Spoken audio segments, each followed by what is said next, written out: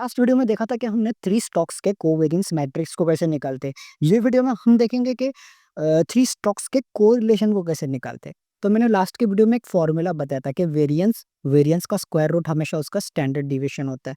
तो अभी मैं क्या कर रहा हूँ कि मैं देख रहा हूँ कि डोमेस्टिक स्टॉक दो बार कितने बार आ रहा है। सब एक ही बार डोमेस्टिक स्टॉक कितने बार आता है। ये 400 रिपीट हुआ डोमेस्टिक स्टॉक। तो इसका कोरिलेशन मैं 1 रखूंगा क्योंकि ये खुद से ही कोरिलेट कर रहा है। मैं चाहता हूँ कि किसी और से कोरिलेट करे, तो जब खुद से कोरिलेट कर रहा है तो मैं उसका रखूंगा ये 1। सिमिलरली डोमेस्टिक बॉन्ड जो इधर आता है, ठीक है, डोमेस्टिक बॉन्ड खुद से कोरिलेट कर रहा है 1। इंटरनेशनल इक्विटी 450 जो है खुद से कोरिलेट कर रहा है, तो 1। ये तीन कोरिलेशन आ गए। अभी मेरा फॉर्मूला याद रखना आप, कोवेरियंस, ठीक है, covariance divided by standard deviation of X into standard deviation of Y. तो इन दिस केस मेरे को देखने का है कि what is the correlation of this bond, ठीक है। तो मेरे पास कोरिलेशन तो नहीं है पर मेरे पास उसका कोवेरियंस है, तो मैं क्या करूंगा, उसका कोवेरियंस ऊपर ले लूंगा न्यूमरेटर में। अब डिनोमिनेटर में क्या लूंगा मैं, इसका standard deviation of X into standard deviation of Y. तो स्टैंडर्ड डिविएशन ऑफ एक्स, अपने केस में एक्स क्या है, स्टॉक, और वाई क्या है, बॉन्ड। तो स्टैंडर्ड डिवीजन ऑफ स्टॉक कितना होगा, 400 का स्क्वायर रूट। तो 400 का स्क्वायर रूट करो अपने कैलकुलेटर में, 400 दब टाइप करो और उसका स्क्वायर करो, 20 आया, उसको स्टोर 1 कर दो।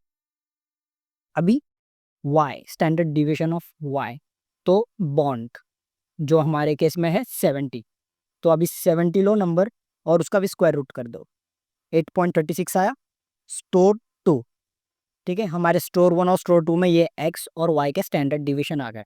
तो अभी 44 divided by standard division of X into standard division of Y. तो सबसे पहले हम बड़ा नंबर लेंगे, ऊपर वाला 44, डिवाइड का साइन करेंगे, ब्रैकेट प्रेस करेंगे, फिर रिकलेक्ट 1 इंटू रिकलेक्ट 2, ब्रैकेट को क्लोज करो और इज इक्वल टू का साइन दो। तो 0.26295 जो आया है ये नंबर, ये आपका फर्स्ट वाले का कोवेरियंस है, 0.262, ठीक है। मैं 3 ले लेता हूँ, राउंड ऑफ कर देता हूँ उसको, राउंड फिगर कर लेते हैं। तो अब सिमिलरली डोमेस्टिक स्टॉक और डोमेस्टिक बॉन्ड का ही है, तो ये इधर भी वही आएगा, डोमेस्टिक स्टॉक और डोमेस्टिक बॉन्ड ही हो रहा है यहाँ पे। तो 0.263, मतलब हमारा फर्स्ट स्टेप कंप्लीट हो गया। अभी सिमिलरली सेकेंड देखेंगे हम, जो कि अपने को चाहिए इंटरनेशनल इक्विटी और डोमेस्टिक स्टॉक का, ठीक है। अब इंटरनेशनल इक्विटी और डोमेस्टिक स्टॉक में अपने को एक्स और वाई का स्टैंडर्ड डिवीजन अगेन लगेगा, क्योंकि कोवेरियंस हमारे पास है 180। तो सबसे पहले इसके पे हमारा कोवेरियंस लिख के ले लो। अभी standard division of X and standard division of Y, तो डोमेस्टिक डोमेस्टिक स्टॉक का स्टैंडर्ड डिवीजन हमने कैलकुलेट किए थे, जो था 400 का square root store 1। International equity किधर रिपीट हो रहा है, इधर रिपीट हो रहा है 450, तो 450 करो और उसका भी स्क्वायर रूट करो, स्टोर 2, ठीक है। अभी मैंने जैसा सिखाया था, बड़ा नंबर ऊपर लो 180, क्योंकि हम इसका कैलकुलेट कर रहे हैं ना, तो 180 divided by bracket RCL1 into RCL2, bracket close, is equal to, तो 0.424 आया है, ये इसका कोवेरियंस है। तो मैं इधर लिख देता हूँ, ठीक है, ये इरेज कर देता हूँ बिकॉज हम यहाँ पे अपना टेबल बनाएंगे।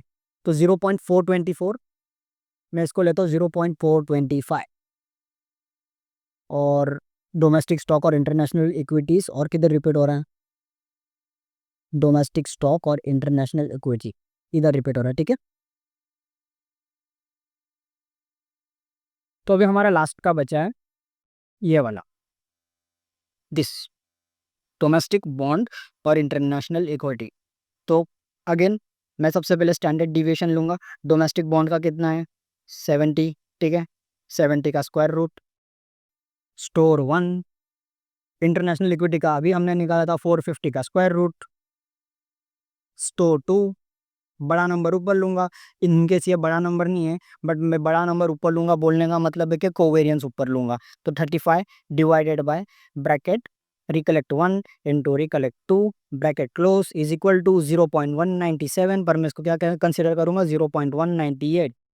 तो 0.198 0.198 और इस तरीके से हम कोरिलेशंस वाले सम सॉल्व करेंगे।